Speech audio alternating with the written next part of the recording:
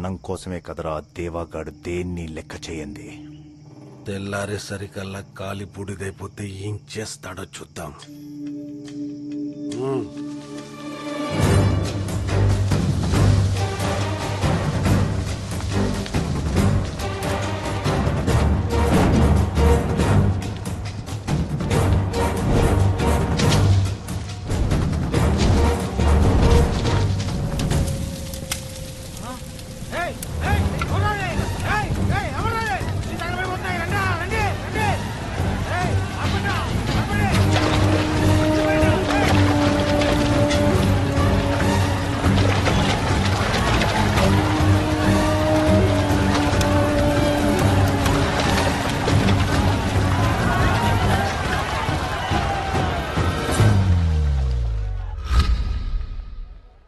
రెండిళ్ల మధ్య వైరం 2 ఊళ్ల మధ్య వైరంగా మారకూడదని 20 ఏళ్లుగా కంటి మీద కునుకు లేకుండా బతుకుతున్నాను సార్.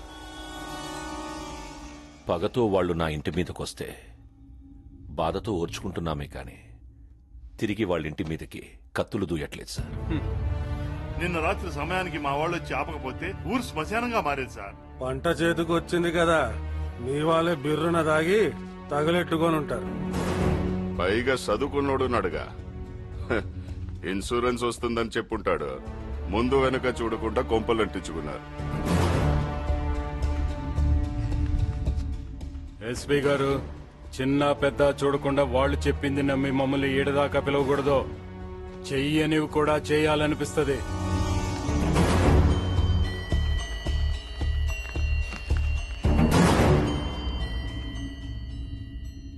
సారీ దేవా గారు, ఇది వాళ్లే చేశారని నాకు కూడా తెలుసు. కానీ ఏం చెయ్యలేని పరిస్థితి. మండే సూర్యుడు కూడా అలిసిపోయి పశ్చిమానికి వాలిపోతాడు. కానీ వీళ్ళ ఆవేశాలు ఎప్పుడు అలిసిపోతాయో అర్థం కావడం లేదు సార్. వస్తాను.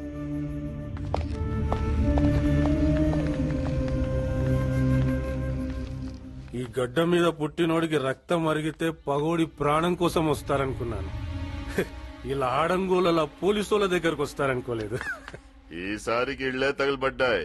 ఇళ్లలో ఉన్న జనం కూడా తగలబడితే ఆడికి పోతాడో. మనిషి పశువరా?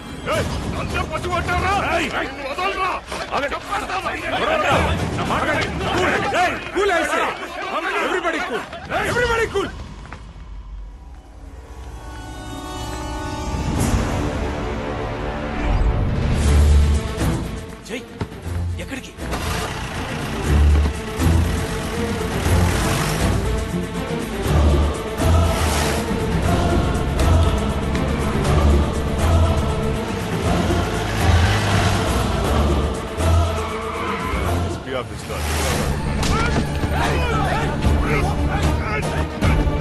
కాలరు పట్టుకోవడం ఏముందిరా? నీ ఊరొచ్చింది మెడే పట్టుకున్నా. ఆ ఊరు మీదకి రావాలంటే నువ్వు స్కెచ్ చేసుకురావాలి. నేను హ్యాంగర్ కొన్న షర్ట్ వేసుకొచ్చేస్తా.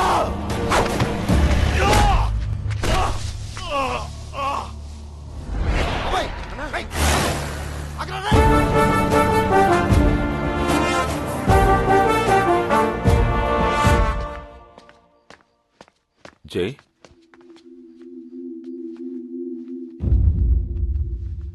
ఎక్కడికి వెళ్ళొస్తున్నావు? దగ్గరలో తనకు తెలిసిన వాళ్ళున్నారంటే ఓసారి పలకరించొద్దామని వెళ్ళామన్నయ్య. ఊళ్ళో పరిస్థితులు బాగాలేవు. ఏవో చిన్న గొడవలు. నువ్వేదో సరదాగా ఉందామని ఇక్కడికి వచ్చింటావు. ఈ టైంలో ఇక్కడ ఉండడం మంచిది కాదు. ఆ ఊరి మనుషులకి నువ్వెలా ఉంటావో కూడా తెలియకూడదు.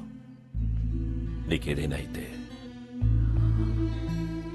అది జీవితాంతం నన్ను క్షమించదు. నువ్వు బయలుదేరి. సరేనన్నా.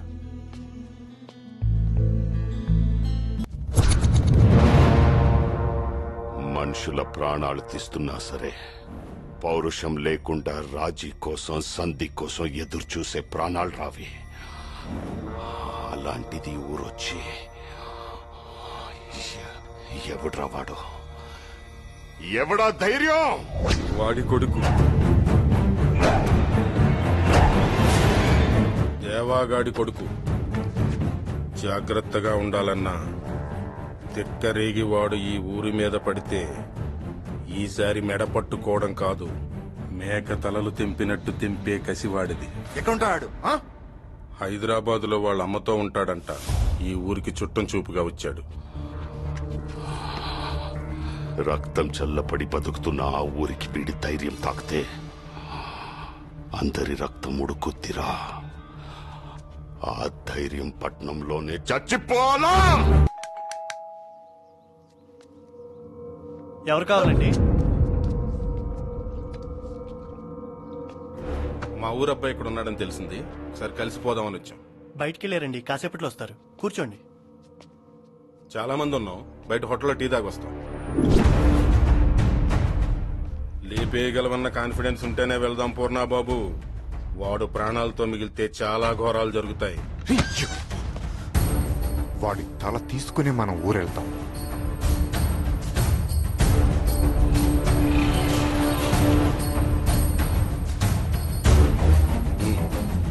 ఆగుబాబు, వాడు లోపలికి వెళ్ళండి.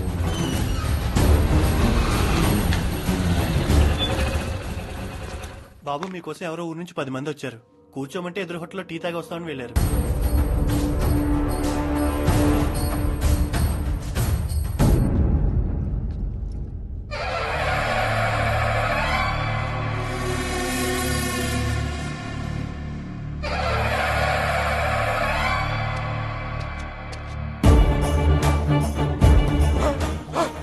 నువ్వు పడితీరా పూర్ణాబాబు.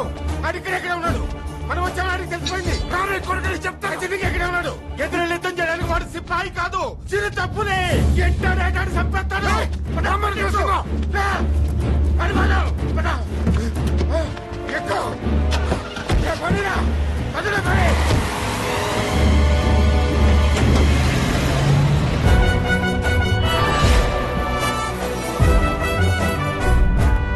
ముప్పై మందితో వెళ్లి ముగ్గురు తిరిగొచ్చారా? మనిషిన వాడు? చిరు తప్పులంట. ఆ పులి తల నేను తీసుకొస్తాను.